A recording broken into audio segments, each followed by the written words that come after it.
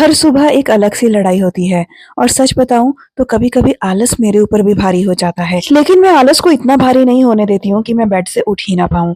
उठी, सारे काम किए और उसके बाद मैं निकल पड़ी अपनी एक्सरसाइज करने के लिए, क्योंकि फिट रहना सबसे ज़रूरी है।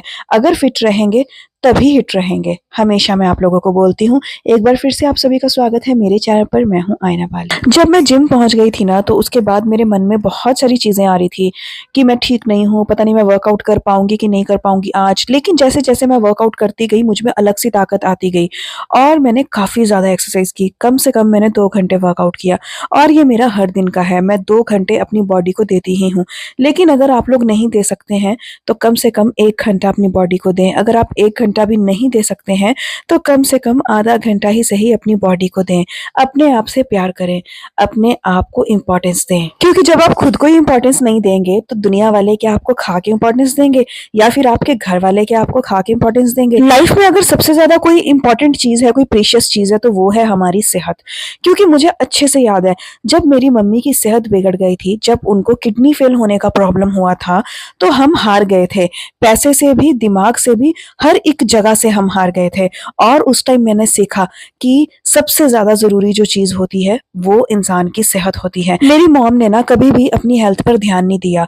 वो हमेशा घर के काम करती थी, घर की चीजें देखती थी, बच्चों को देखती थी, हमारे लिए नई नई चीजें बनाती थी। वो हमेशा घर के कामों में ही बिजी रहती थी। उसने कभी अपने लिए आधा घंटा भी नहीं निकाला था। हालांकि मैं अपनी मम्मी को समझाती थी, जब वो बिल्कुल फिट थी, कि मम्मी आप अपने लिए थोड़ा समय निकाला कीजिए, क्योंकि आपका लाइफस्टाइल बहुत ज्यादा अनहेल्दी होता जा रहा है।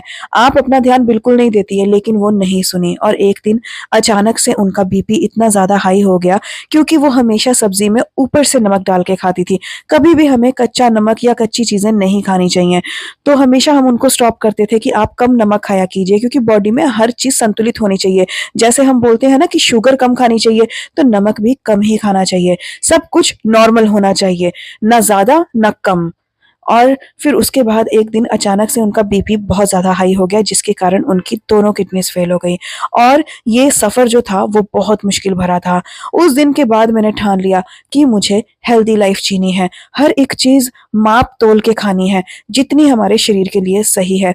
क्योंकि मैंने अपनी माँ को देखा है, जब उनकी सेहत सही नहीं थी, वो बीमार पड़ गई थी, तो वो कहती थी कि मैं जीना चाहती हूँ, लेकिन हिम्मत नहीं थी 2 कदम चलने की भी। जैसे तैसे करके हमने वो समय निकाला और मम्मी तो मेरी नहीं रही, वो तो भगवान जी के पास चली गई, क्योंकि वो बहुत ज़्यादा बीमार थी। और उसके बाद ज़िंदगी ने हमें कई सबक दिए, क्योंकि हर एक रिश्तेदार ने अपना रंग दिखाना शुरू कर दिया, अपने ही लोगों ने अपने रंग दिखाने शुरू कर दिए। हमें हौसला देने की बजाय कि कोई बात नहीं, तुम्हारी माँ अब नहीं है, हम तुम्हारे साथ हैं, उन्होंने हमारा हौसला तोड़ा और हर दिन हमें डीमोटिवेट किया। लेकिन फिर मम्मी नहीं है, तो इसका मतलब क्या हम अपना ख्याल ना रखें? फिर मेरे दिमाग में आया, कोई बात नहीं, अब हम खुद के गुरु खुद ही बनेंगे। और फिर मैंने अपनी सेहत का ख्याल रखना शुरू किया। आज सभी लोग मुझे प्यार करते हैं, मेरे फैन हैं, और कुछ ना कुछ तो मुझे देख के चिढ़ते भी हैं कि यार तुम इतना हेल्दी लाइफस्टाइल जीती हो, तुम कितनी अच्छी दिखाई देती हो। ये सब मेहनत का नतीजा है और मेरी माँ की ब्लेसिंग भी। मैं वाकई में बहुत ज़्यादा खुश हूँ। और यहाँ पर मैंने कुछ चीज़ें ली थी जो कि घर के लिए ली थी, और सबको एंजॉय करना होता है, कुछ ना कुछ पार्टी होती रहती है। कभी यूट्यूब पर ये हुआ है, कभी यूट्यूब पर वो हुआ है, लेकिन बहुत लिमिटेड मात्रा में मैं सारी चीज़ें लेकर जाती हूँ और सब लोग बहुत हिसाब से खाते हैं। ऐसा नहीं है कि कोई भी इसको ओवर ईट करता है। तो थोड़ी थोड़ी चीज़ें लेकर जाती हूँ और सब उसको डिवाइड करके खाते हैं। तो बस, कैसी लगी आपको आज की वीडियो? उम्मीद करती हूँ कि आप खुद को खुद समझाएं, किसी और का वेट ना करें कि कोई और आपको मोटिवेट करे। आप खुद को खुद हिम्मत दें, क्योंकि हमने जन्म भी अकेले ही लिया था और हमें मरना भी अकेले ही है। कोई हमारे साथ नहीं जाएगा।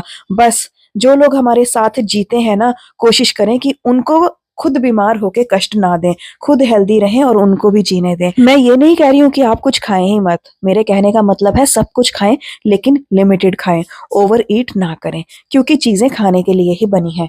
और आप अच्छे से खाएं, लेकिन हमेशा इस बात का ख्याल रखें कि इतना ज्यादा कोई भी चीज ना कर लें कि वो आपके ऊपर हावी हो जाए। आज आप लोगों को मैं देखने में स्ट्रांग लग रही हूँ ना, लेकिन अंदर से मैं उतनी ही टूटी हुई थी।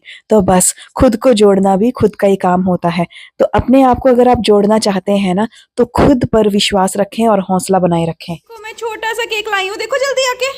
हाँ, इस पे होल का भी स्मॉल केक अच्छा है। ऐसा ही है हमारे लिए। और देखो मैं ये लेकर आई हूँ आपके लिए क्रीम रोल, वेनिला और चॉकलेट, और साथ में मैं ड्राई केक लाई हूँ। आप और दीदी खाओगे, मैं ज़्यादा नहीं खाऊंगी, ठीक है। और दीदी एक बर्गर भी थे, ये देखो बर्गर लाई हूँ मैं, 2 लाई हूँ भाई, मैं अपने लिए बिल्कुल भी नहीं लाई हूँ, मैं इन लोगों के लिए लाई हूँ सब कुछ। मैं नहीं खाऊंगी कुछ भी। आमी किच्चू खाबो ना दीदी, आमी किच्चू खाबो ना।